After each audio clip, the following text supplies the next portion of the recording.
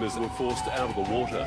The community is under siege, with beaches closed and tourism in tatters. Human remains were discovered washed up on shore.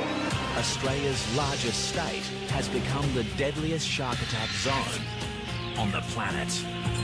There's certainly a huge concern in the community. The great white shark. It's just a fierce, fierce creature. Responsible for 5 fatalities in just 10 months. 2 people were totally consumed, 2 were bitten in half, and the 5th one was so severely mauled.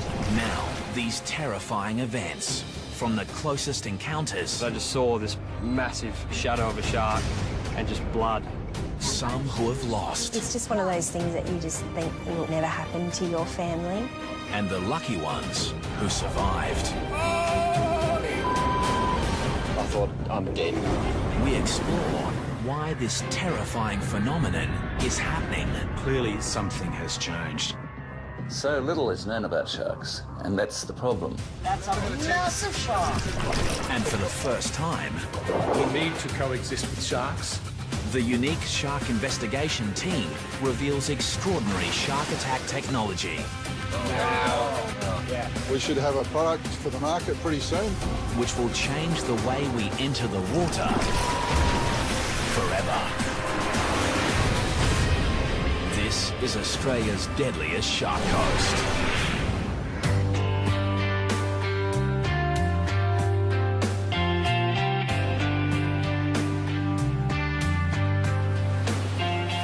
Western Australia's coastline spans over 12,000 kilometres of some of the most beautiful beaches in the world. But recently, they've become the most dangerous. Western Australia had a charmed period between 1925, when there was an attack at Cottesloe, and 2000, when Ken Crew was taken at North Cottesloe. That's a period of 75 years in the metropolitan area. But attacks have escalated in recent years. We've had 10 since 2005, and we've had 5 in less than 12 months. This unprecedented spate of fatal shark attacks has triggered a wave of fear amongst the West Australian community. The impact has a profound effect on the lives of many, especially those unlucky enough to witness these horrific events. I'll just pull the car up there and drop it in just there. It's cooking. 22-year-old surfer Matt Holmes travelled 2 hours north from Perth with his mates to a popular surfing location called Wedge Island. Yeah, we were just so excited to run around throwing the ski in as quick as we could to get out there. Together, they'd had years of experience surfing the West Australian coast.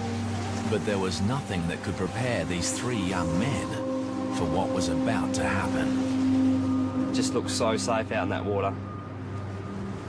Just felt like a perfect day. Using his jet ski, Matt began towing his friend out to the breakers, where they could take turns surfing the waves. We'd been in the water for, I reckon, an hour and a half. We were just towing up to 2 blokes that were probably 100 metres away, and I signalled to Nathan to turn around. I looked back forward and just saw some guy just get attacked by a shark. Matt watched in horror as the 5-metre great white shark moved through the waves like a torpedo. It sort of hit him and then drove him into the water. Just water going everywhere. And within 5 to 10 seconds, the thrashing just turned all red. And there was blood. Matt quickly took his friend into shore. The guy's mate was just screaming at me. My mate's out the back. And I just remember holding the jet ski just flat out. I was just flying through the waves. And as I got close to the guy, a set came and I just hit the set flat out and I was just airborne. And when I was airborne, I looked over and I just saw this massive shadow of a shark and just blood. I just wanted to get him out of the water. I was so focused on getting him, I was leaning down off the side and the ski was rolling, and I heard like a thrash of a tail, and I turned behind me and the shark was behind the ski and just followed me around. I felt it nudge the ski and I just thought, oh, I'm going to roll over here. The great white then began to exhibit the behaviour of a top-order predator. And the shark just slowly just followed me around and just sort of eyeballing me. It was just fending me off the guy. Just the way it was just hugging me off him, I couldn't get any closer. They say they bite humans and let go. This shark was determined. This shark was fending me off the body. The shark wanted him. Despite placing his own life at risk, Matt's efforts were to no avail. As I got closer to him, he just took the rest of him and dove off into the white water. No one on the beach that day could predict the horrific events that unfolded so quickly and that tragically took the life of Ben Linden. He was 24. His body was never recovered. Witnesses say the shark was at least 4 to 5 metres. With one bite, it cut the young victim clean in two. Ben would become the 5th shark attack victim in less than 10 months, and Western Australia would earn the unenviable title as the world's deadliest shark coast. Several beaches were closed yesterday. It was the second day in a row swimmers were forced out of the water. There's no doubt attacks are up. The question is why. As the media feeding frenzy on shark hysteria gathers momentum, A killer shark is prowling Western Australia's southwest coast. the authorities launch a full-scale shark task force to investigate why this is happening. The government had to respond to a situation of 5 fatalities. That was unusual, and clearly something has changed. I'm of the view, whether it's scientific or anecdotal evidence, that the number of sharks have increased, and that has proved to be a threat. Investigations into all 5 recent shark fatalities reveal just one suspect. The great white shark, recognised as the fiercest predator on the planet. Many believe their protected status over the past 15 years may be to blame. The great white shark's been protected in Australia since 1997 and in Western Australia for the same period. One of the enduring theories is that since their protection, their numbers have exploded. So what is drawing the sharks into the Western Australian coastline? To be honest, it's a really difficult question to answer. I think that there are definitely times of year where sharks are more common off of the WA coast, and there are times of year when they've kind of left the coast and have gone to other regions. Theories include the resurgence in whale and seal populations along the coast, while others believe a decrease in fish stocks has the sharks coming closer into shore looking for food. You know, there always has been sharks, but not like there has been the last few years. They're following the prey boats around while they're pulling pots every day. Sharks, and it'll probably be the same sharks, are following the boats because they're letting go of their old bait, and also it's attracting the smaller fish at feeding on that bait as well, so it's a very easy feed for them. Scientists believe a significant rise in the ocean's temperature may also be bringing sharks closer into the coastline, looking for cooler pockets of water. White sharks are more common in cooler temperate waters, but they do move very large distances out of those typical temperature regimes. The Department of Fisheries launches an extensive shark monitoring program to investigate the great white's movement patterns. The thing about white sharks is that they're an inherently difficult species to study, and the research we're embarked on now is probably going to take a number of years before we have any conclusive answers about how the sharks are using waters off Western Australia and how that relates to the frequency of shark attacks we've had in the last year. If the scientists were honest, they would give us those 3 little words, which are simply, we don't know. So little is known about sharks, and that's the problem.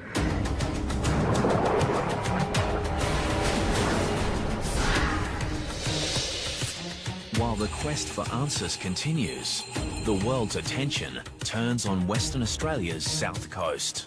Peter Kerman was moored while diving, but the 33-year-old couldn't be saved.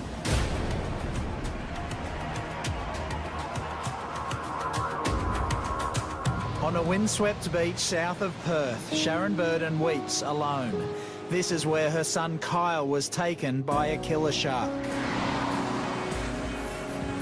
In the coastal town of Busselton, the impact from shark attacks has seen an 80% drop in bookings at the local dive shop.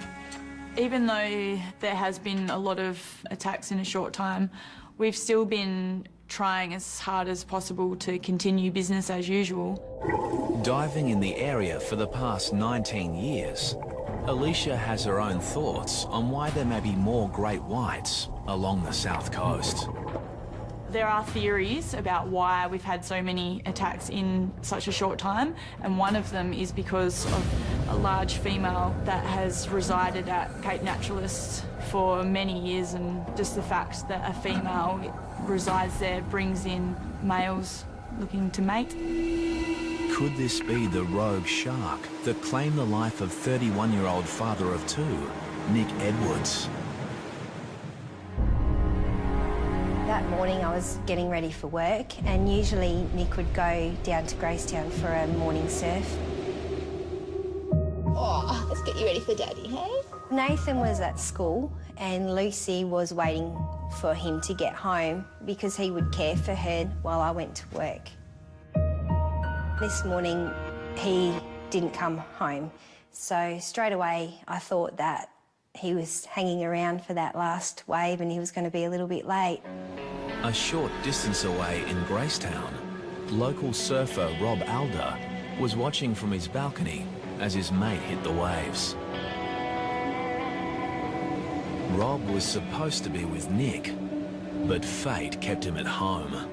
I'd been watching him for about 20 minutes. I left the binoculars to put on my wetsuit. In those few seconds, there was a sudden and vicious attack in the water.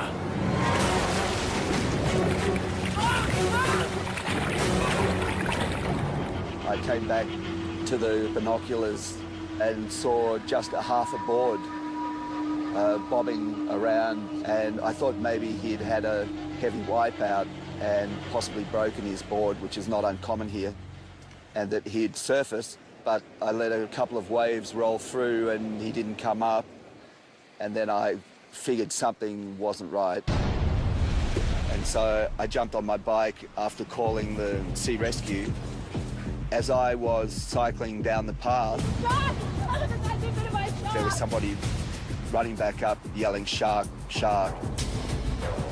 When I arrived down here on the point, my friend Craig was already in the water up to his waist. He started waving at me furiously, so I ran down to where he was. He was handling a person, obviously a surfer. He had a wetsuit on, and he was trying to get him out of the water, but the rocks are really difficult here. So together we managed to lift him, and it was then that I realised he'd been attacked by a shark. But in the frenzy, Rob had not identified the shark attack victim. He was about to get the shock of his life. There were quite severe lacerations on his upper thigh and the calf of his right leg. Nick.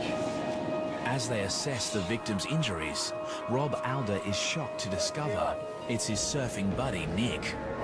Here, pressure here. I took the leg rope off my board and wrapped it around his thigh as a tourniquet and started CPR and mouth-to-mouth. The fellow surfers desperately tried to revive Nick until the paramedics arrive. Say yummy, baby. Meantime, Nick's wife, Melissa, is at home, oblivious to the drama that is unfolding. At that time, I was quite anxious and I started ringing the hospital. Yeah, can you tell me if someone's been admitted by the name of Nick Edwards? I thought something may have happened to him, like, you know, was hurrying home and had been in an accident.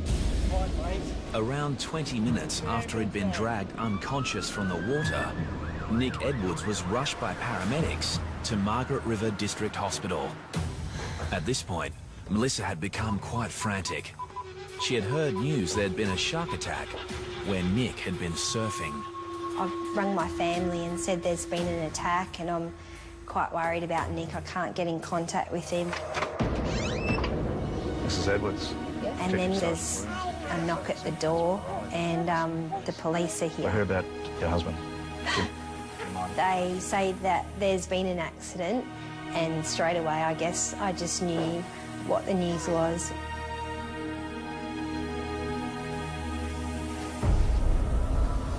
The victim was dragged from the water unconscious. He died on the way to hospital.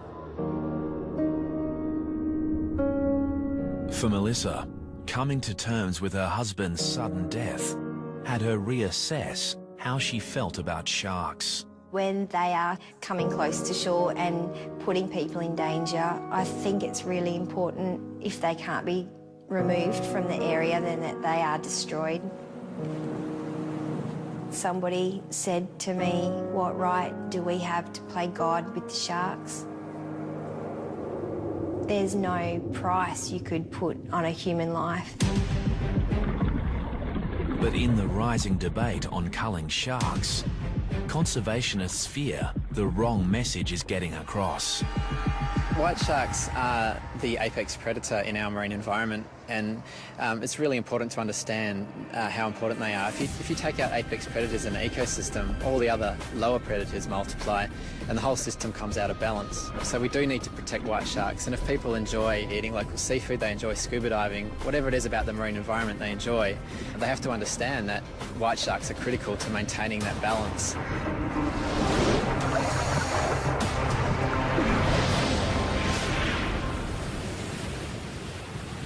In Perth, daily shark sightings forced the closure of many popular swimming beaches. But despite the increased shark threat, there are still a few brave souls who aren't afraid to venture into the water. I'd like to welcome everyone aboard Blue Destiny. My name's Mark, I'm the skipper. Today, divers are heading to the northern tip of Rottnest Island, a popular tourist island just off the coast of Perth. Do you want to see a shark? Hope so. With some trepidation, they're about to dive the exact same location, which only 12 months ago was the scene of a horrific shark attack.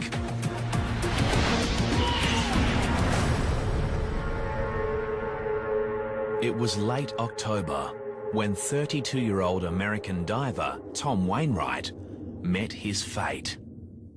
Anybody who's taken by a shark is unlucky, and Tom Wainwright was particularly unlucky.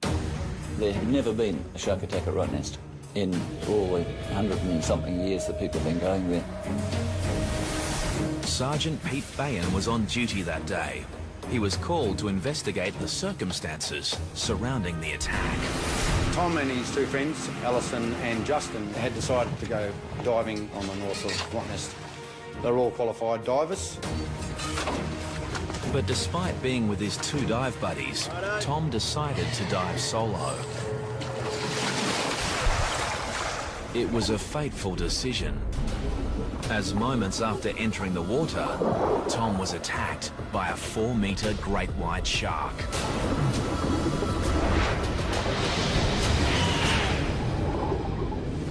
Justin and Alison noticed a disturbance on the surface where a huge amount of bubbles came to the top. Along with the bubbles came a large amount of blood, and Justin and Alison knew their friend was in grave danger. They've gone over to where Tom is and they managed to pull him on board. They saw that he'd received a massive injury to his left side. His left arm was missing and there seemed to be a circular bite from the top of the shoulder, which had gone around through to the centre of his chest and out to through to his left hip. So it was like a half-moon shape that had gone. It was a brutal, savage bite. Shark hunting patrols are resuming this morning for the great white that's believed to be responsible. Tom Wainwright would become the second shark fatality in less than 2 weeks, following the disappearance of a swimmer at the beach suburb of Cottesloe. After 2 days of searching, the only trace of Bryn Martin are his speedos, triggering speculation that a rogue shark may be responsible. And for shark author Hugh Edwards, it's a theory that should not be ruled out. It is not unlikely that you've got one shark that is either old and finding natural prey difficult to catch, or has found how easy human beings are to catch. The problem is it's very hard to collect direct evidence of what shark's been involved in an attack. But based on all the circumstantial evidence, such as the size of the shark, the locations, the periods between shark attacks, there's not a very strong case that the same shark has been involved in all of our attacks over here. Serial offender or not, the Western Australian government moves to allow the killing of any shark that poses an imminent threat. If a shark is staying around a popular tourist beach area and staying within that vicinity, it's got to feed. That's the harsh reality, so there is a threat there.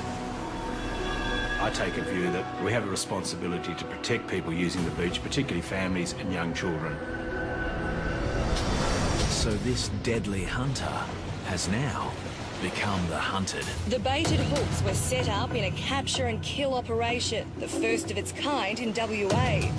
One of the big problems is actually even establishing what an imminent threat is. If a shark is seen and has been spotted and people have been removed from the water, then there really isn't an imminent threat anymore. So it seems to be quite an impractical policy, but the impact it's having on people is actually to increase the fear that we're trying to remove without really making people safer. As an alternative to killing sharks, the government assembles a special team of shark experts at the University of Western Australia to investigate how to make people feel safer in the water. We've got the 2 white shark brains here. Professor Sean Collin, a world leader in shark sensory biology, leads a team of specialists who have spent many years attempting to understand shark behaviour. The great white shark is one of the largest predators in the world of the cartilaginous fishes family. It's been around over 400 million years and has developed a whole battery of sensors that makes an exquisitely tuned predator. The team's research into shark sensory systems has led to the development of new shark deterrents, which the team is now preparing to test in the field. For the first time, they are packing up their entire laboratory and taking it into the domain of these deadly predators. This is a large undertaking, but I believe this is a wonderful opportunity to restore confidence of the public to re-enter our beautiful waters.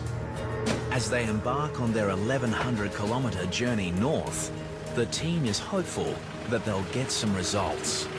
Whenever you are developing something in a lab, however great it is, you need to go and test it with some real sharks because they're going to be the ones that tell us whether it works or not. Shark scientists from the University of Western Australia are about to test new shark deterrent technology in an effort to make people feel safer in the water. At a remote beach location, the Oceans team is about to trial an eco-alternative to the highly controversial shark nets that are used in some parts of the world. Netting on beaches has been used for many years to deter sharks, but there's a lot of evidence now to suggest that that is not effective and that, in fact, sharks and many other marine life are killed by these nets. The alternative is a bubble curtain, which quite simply is a wall of bubbles designed to interfere with the shark's senses, including hearing, as well as the shark's lateral line. Lateral line extends over the head and flank of all sharks and detects very minute water movement as the animal moves through the water. Research suggests that sharks will be frightened away by the interference caused by the bubbles. This theory is reinforced after a few days of testing in the field. And you can see it perfectly how he's well within the testing area. Sharks are recorded entering the bubble-free zone, while amazingly, no sharks venture into the bubble net area. We've taken something that was developed in the lab, we've shown we can actually test it in the field, so it's been an absolute success. The team is hopeful that one day bubble curtains will become an eco-alternative to shark nets around the world.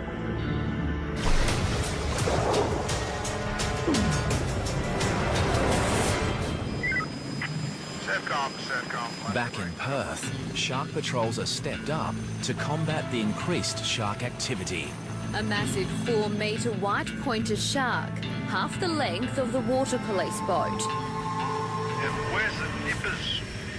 Here, the rescue helicopter spots this deadly predator, lurking frighteningly close to a group of children. Hundreds of teenagers were forced out of the water. They were competing in a surf lifesaving carnival when the monster was spotted. Meanwhile, off the WA coast, the Department of Fisheries Shark Monitoring Program uncovers some interesting information. We've monitored 16 sharks off the Perth coast now. All of them have done things very differently while they're here. Some sharks are simply passing through, spend very little time here. Other sharks are here over more extended periods. The monitoring program includes the use of new satellite receivers, enabling shark alerts to be posted on social media sites when tagged sharks swim into populated areas. Stay out until the flags go back up. The siren's just gone. But it's the untagged sharks which pose the biggest threat to beachgoers. And for that, it's up to the surf lifesavers. Surfcom, this is Sorrento Patrol. Volunteer surf lifesaver Bernie Williams knows firsthand how vulnerable we are in the ocean. A group of friends decided we'd like to get a scuba ticket. So that was probably 30 years ago, and I've enjoyed it ever since, till recently. A few years ago, Bernie was with these same friends, diving an ocean reef off the coast of Perth. We're just cruising along the reef. I heard a boat coming quite close to our boat where he'd been anchored. So while Brian and Jenny carried on the reef, I went up to the surface, checked, couldn't see a boat near our boat. So I then came back down. I couldn't immediately see my dive buddies, Jenny and Brian. Suddenly alone in the ocean depths, Bernie searches for his friends. And then, out of the blue comes his worst nightmare. A 4-metre great white shark on the attack. I just felt this sudden impact on my side, and I was pushed through the water. I saw a big black eyeball within about 5 centimetres of my face. And my arm was in its mouth, and the alarm bells just went off in my head. Miraculously, Bernie managed to free his arm from the massive jaws and was able to make his way to the ocean floor to seek shelter. Then my arm really started hurting quite badly, and the water started getting a very polluted look to it, a very sheeny look to it, and I realised that I was bleeding quite badly. Things couldn't get much worse for Bernie until the great white continued to stalk its prey. The shark was just circling. I had my spear gun with me. To fend the shark off, I poked it in the nose as it brushed me. I think it knew that it had a meal there. I was tucked up against the reef watching the shark when I felt someone touch me on the shoulder, and it was the dive buddies. Literally, as soon as I felt the touch of my shoulder, the shark just turned around and it disappeared. But Bernie's ordeal wasn't over yet. That trip from the bottom to the surface had to be the most frightening trip you could ever think of, because the speed of these sharks, it could have quite easily attacked us and made mincemeat of us in the water. Finally, they reached the surface, and with the help of some nearby fishermen, all 3 divers make it to safety. Bernie realises it was a lucky escape. He attributes his survival to a portable shark repellent device. My belief is one of my dive buddies, Brian, was wearing a shark shield, and I think that probably deterred it because it just took off. The shark shield works by emitting an electrical current that theoretically deters sharks within a 3-metre radius of the device. Right at the surface. Big one. Right now, the shark shield is being tested by the Oceans team off the WA coastline. So we're just touching the shark shield to the top of the rig here. The scientists have baited and set a number of stereo camera rigs, and all they have to do is wait. Recent testing using the shark shield on great whites showed the device had a clear effect on the animal's behaviour. But it also showed that the shark was not repelled in all situations. Essentially, if a long enough period of time was given, the sharks would eventually still take the bait while the device was active. And so, really, it's still a little inconclusive as to whether this device is really functioning as effectively as it could do.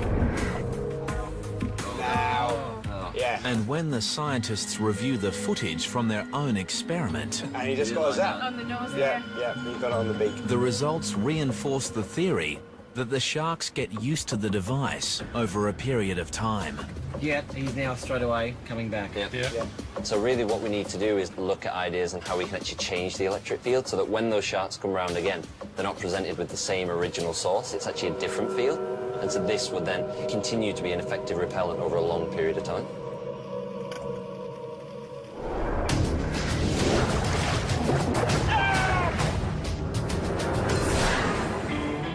It's not just surfers, divers or swimmers that are at risk. Any surf craft on the water is in danger of being attacked by sharks. As Martin Kane discovered while surf skiing with friends at a popular beach just north of Perth. When you get out there at sunrise, it's a very spiritual experience. It's just a great way to start a day. It was on one such day that Martin and friends encountered a pod of dolphins. A stunning and quite common event. Except these dolphins were behaving strangely. There's about 5 dolphins on my right as I passed by. We're actually huddled up together in a very tight formation, almost floating. We stopped for a while. Martin stopped, but a few of the rest of us stopped for a bit longer because we were so interested in it. Martin began to paddle off, leaving the group behind. And at that moment, a 3-metre great white shark began moving towards him at a speed estimated to be up to 45 kilometres per hour. And then this almighty crash and bang. So I grabbed the ski in its jaws, lifted it up in the air, probably 2 or 3 metres, and the knife toppled out on the front. Martin's screams went through the air, and all I could see was the ski being spun around and just thrashing and splashing. When Martin finally surfaced, he realised he'd been attacked by the world's deadliest predator. It was just an awesome power of this thing. The tail was just going, you know, left to right like this, and the head was going in the same direction. And I could hear a sort of a hum coming off, you know. Just an amazing, just a fierce creature, absolutely, you know, going ballistic. The shark had ripped a huge hole in Martin's surf ski, and he was 150 metres from shore and even further from his friends. I was swimming to shore, felt like in concrete almost. And all I was thinking of, perhaps he's going to take my legs, or I get chopped in two. With the great white right behind him, Martin was now swimming for his life. All that was going through my mind at the time was, I'm dead, perhaps he's going to take my legs, or I get chopped in two. Luckily for Martin, his friends Kim and Dale were quick to react. Dale said, get on the back of the ski. So I scrambled up like a mad cow and nearly tipped him into the water. All 4 men were still in danger, so they grouped closely together and paddled for their lives. If the shark had have come back in any direction, then the guys would have had a go at it. But it wasn't until I got to the beach and looked back out to my ski to see the shark doing a victory lap around my ski that I really thought, oh my God, that was close. Since the attack, Martin has reassessed his relationship with the sea. It's changed the confident attitude that we used to have, you know, go out in the mornings, a bit of deep breathing, you know, fresh air, dolphins, to the sharks out there, you know.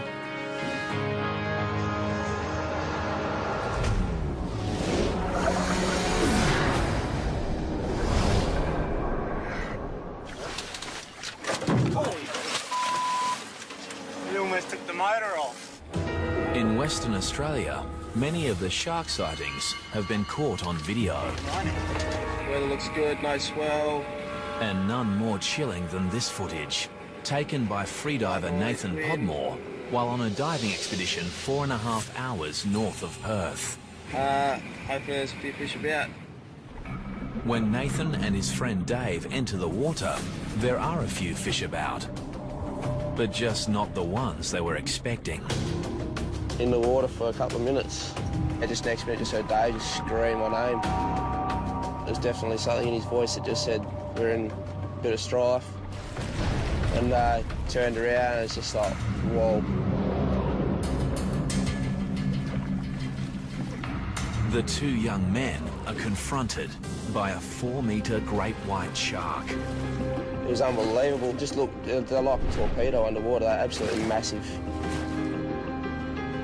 And it came in straight at us both and it sort of just broadsided in front of us. I had a good opportunity to just give it a good whack, sort of as hard as I could whack. I punched it in the side of its face and it didn't like it much. Incredibly, Nathan and Dave were able to scramble aboard their boat. You don't see one of them every day and you don't want to see one of them every day. It's something extraordinary.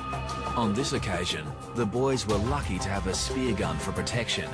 But in most cases, the only thing between you and a shark is the wetsuit.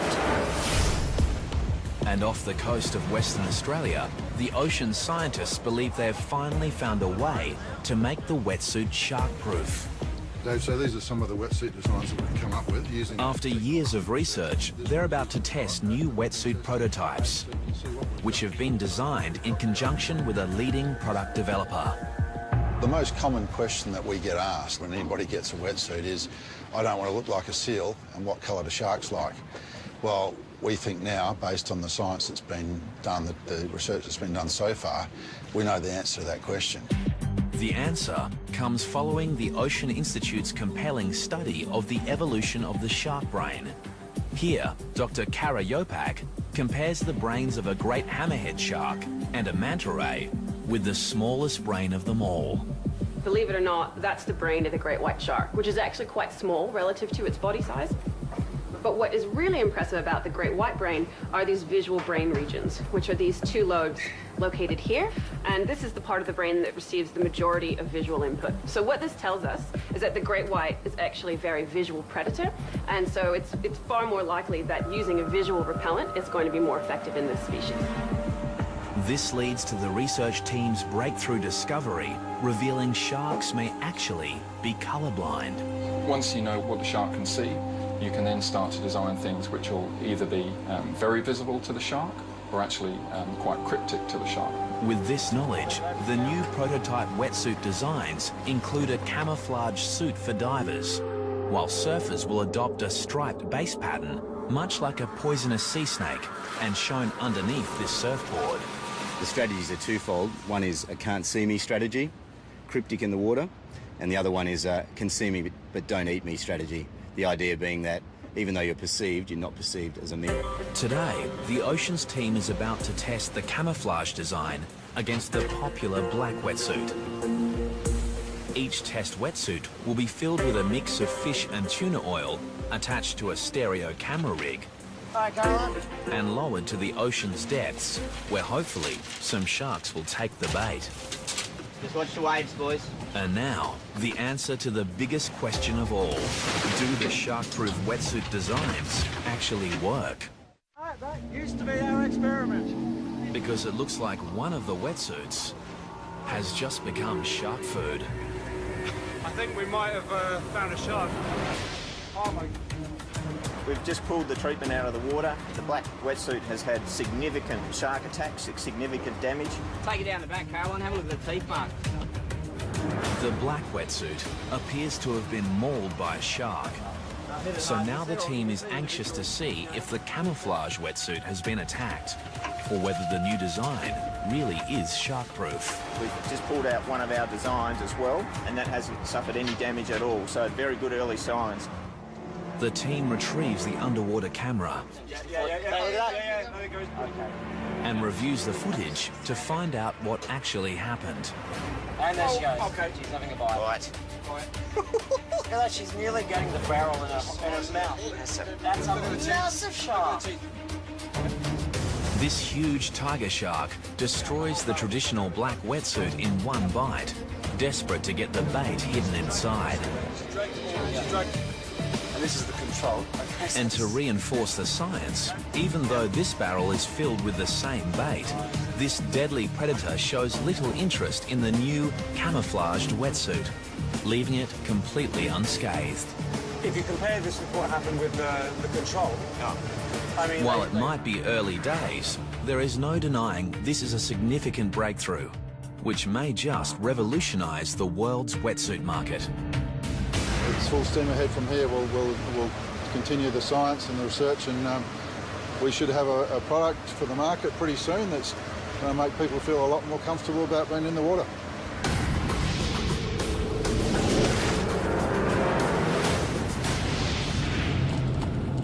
Any encounter with a great white shark is going to leave its mark. It's down there, right? And for Matt Holmes, it has had a profound effect. Every night, the whole thing goes through my head. And what I could have done different, and if what I did was enough. Today, Matt has returned to the beach where a great white shark claimed Ben Rinden's life. Still remember going out through here, just flat out. But he can only watch on as his friend takes their beloved jet ski out for a spin. I struggle to go out on the boat for a fish nowadays. I just feel like it's all going to happen in front of me again. Just never thought it would happen, but unfortunately in WA it's happening all the time.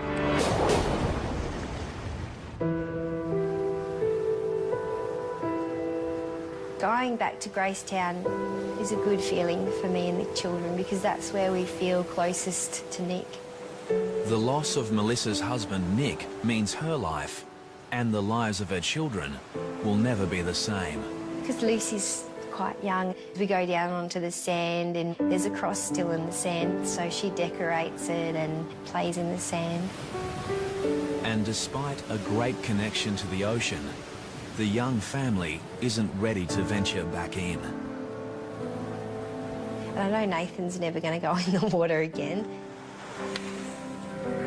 And the question remains, will it ever be safe to go back into the water? There is no doubt that the shark fatalities and the increased sightings of sharks has affected the behaviour of people. So it's affecting our lifestyle because one of the great things of West Australia are our beautiful beaches, our long coastline and the enjoyment of that environment.